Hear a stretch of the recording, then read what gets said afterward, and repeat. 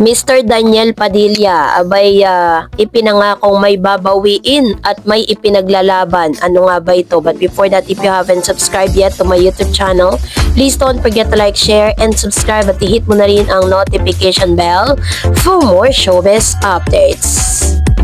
Bago tayo of course magpatuloy sa ating updates for today's video, nais kong pasalamatan kayo for always watching and trusting this channel. Thank you so much sa inyong panonood at palagi ang pagsubaybay. And this time, let's talk about Mr. Daniel Padilla right now dahil super hot at talaga namang trending pa rin at pinag-uusapan si Mr. Daniel Padilla sa lahat ng napakagagandang feedbacks at napakagagandang write-ups patungkol dito po kay Mr. Daniel.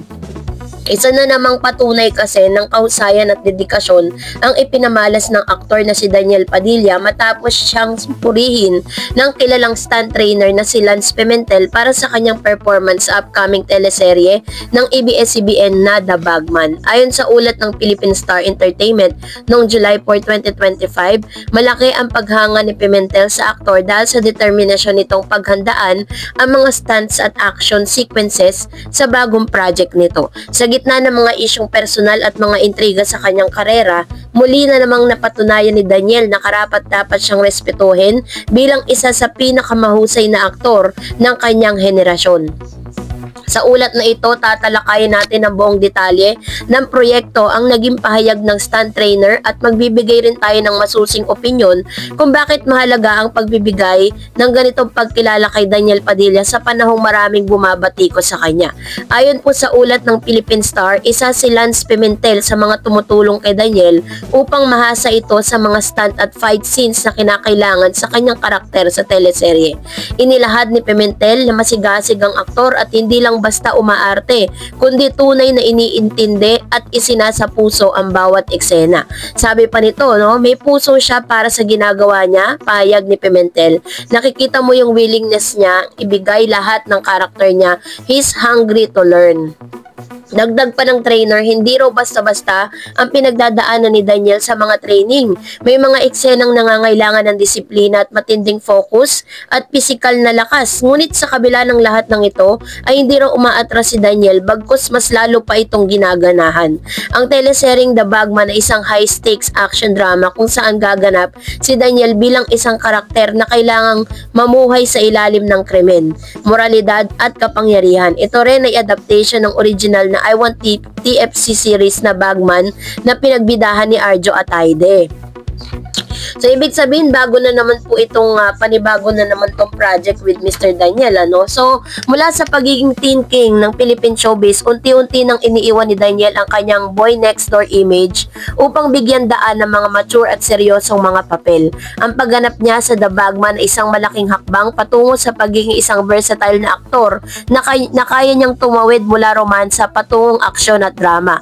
Ang positibong feedback mula kay Lance Pimentel ay isang indikasyon na seryoso si Daniel sa transisyong ito. Hindi siya umaasa sa kanyang dating kasikatan, sa halip pinili niyang pagsikapan, paghirapan at pagkahandaan ang bawat eksena. Isa itong inasabing magandang ehemplo para sa mga bagong artista, So, kaya naman talagang hinahangaan ng isang Daniel Padilla dahil po sa mga bagay na ito. Dahil dito po talagang pinapakita niya na kaya niya na tumayo sa sarili niya without the shadow of his past, na hindi sapat. Sinasabi niya dito na hindi sapat ang kagwapuhan at kasikatan. Kailangan ding paghusayan ang craft bilang respeto sa industriya. Patunay na siya po ay isang professional, sa gitna ng mga issue tungkol sa personal niyang buhay, gaya ng hiwalayan nila ni Catherine at ang mga spekulasyon tungkol sa bagong love life. Nananatiling professional si Daniel sa kanyang trabaho. Hindi niya inahayaang makasagabal ang personal na problema sa kalidad ng kanyang trabaho. Ipinakita ng ulat na mas pinili niyang ibuhos ang kanyang panahon at lakas sa mga proyektong may saysay at hamon. At sa panahong artista ang umaasa lamang sa hype endorsement at social media presence, nakakahanga ang focus si Daniel sa performance. Ang kanyang dedikasyon sa physical training ay patunay na kanyang respeto sa kanyang mga manonood. So, isa sa mga isa mga nakikita natin na talagang binabawi ngayon nitong si Mr. Daniel, yung kanyang imahe, hindi lingid sa publiko na ilang buwan ding naging sentro ng intriga si Daniel, lalo na nang matapos mabuwag ang tambalang Katniel. May mga nagsabi ding tila nawawala na ang direksyon ng kanyang karera. Samantalang, ang ilan ay nagduda kung kaya pa ba niyang tumayo mag-isa bilang aktor. Ngunit sa pamamagitan ng The Bagman, tila muling binubuo ni Daniel ang kanyang brand bilang isang aktor na hindi lang para sa kilig kundi pati na rin sa matinong kwento at matinik na pag-arte.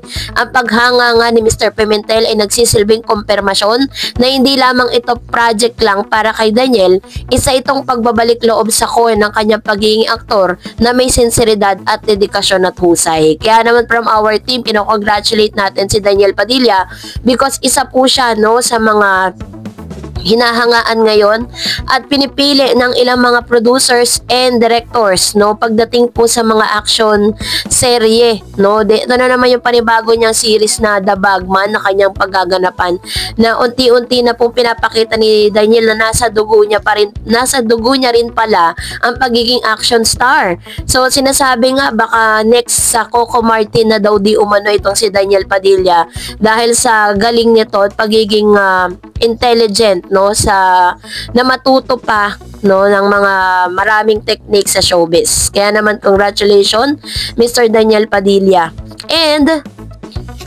At ngayon naman magbasa tayo ng ilan sa mga comments and reaction po ninyo patungkol naman sa ating latest update.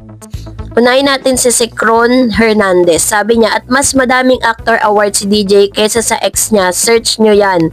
Balikan mo ako kung nagsisinungaling ako. Kung mapapanood nyo movie nila, ang lalim umakting si DJ. Sikat sa iyak lang siya magaling. Ayan. So, pwede naman po tayo magkaroon ng comparison. This is because you like Daniel Padilla, pero wag po nating i-discount yung kakayahan ni Miss Catherine Bernardo na umarte kasi hindi naman po tatabo at hindi naman po makakatanggap ng mga prestigious awards yan sa acting karera niya kung hindi siya magaling. Kasi maaaring kasi love nyo po si DJ, diba? Dahil fan po kayo ni DJ, kaya po kino-compare nyo. Magkaiba po sila ng spotlight at magkaiba rin sila ng galing.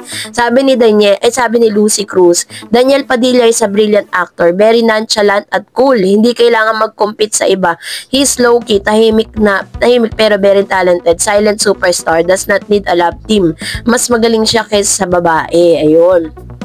Ito naman yung kanyang komento patungkol sa bagay na ito, And, of course, syempre po, katulad po ng sinasabi ko sa inyo, is, pwede tayo mag-compare, yes. Kasi opinion nyo po yan. Pero katulad po ng, as I've said earlier, meron po silang kanya-kanyang galing. May kanya-kanya silang spotlight. Lalo na ngayon sa mga solo era nila. Pinatunayan nila that they're really both good, when it comes to acting. At pinapakita talaga nila na deserve po nila talaga na mag-blockbuster yung kanilang mga projects. Sabi ni Miss Herminia Mangilan, hayaan nyo na lang sila para masayahan naman ang iba. Kasi kung ipapasok si Kat, baka sabihin naman ng basher nga ni Katrina lang dapat ganyan. Naman talagang strategy nila, Miss Stars. Nakuha ko na ang ibig sabihin nila, puro lang yan sa akin, Miss Stars, para lang sila naman ang pag-usapan muna. Relax lang ang Katniel or Kat din sa akin. Baliwala lang yan kasi alam ko naman kung sino ang the best actress. Ayan. So, para naman kay Miss Herminia Mangilan, kay Miss Catherine naman siya humahanga, 'di ba? May kanya-kanya po tayo.